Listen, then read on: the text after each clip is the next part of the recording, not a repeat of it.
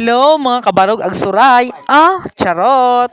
By the way mga kabarog agsuray hay nag-uli gali ako sa akong barangay nga Alfonso 12 ag syempre akong kaibahan gali ay akong lola nga si Lola Mili.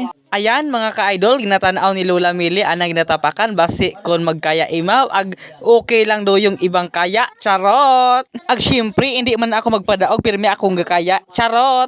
Ag syempre mga ka-idol katunga pa ako hay si Lola Mili ka kung dughatod-hatod sa eskwelahan. Perme kita kami kato may linugaw mga ka-idol ket gasod ako hay may linugaw. Charot. Gid lang si Lola man dumanugahat linugaw. May pilis gidong rakot. Asus kanamiton.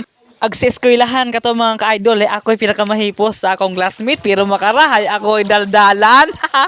Agdayaon mga ka-idol nagruson do kami sa tobi kas karamigon kat parihas ka relasyon na nagramig pero ako malang makapainit karon. Charot. Bye bye mga kabarog agsuray.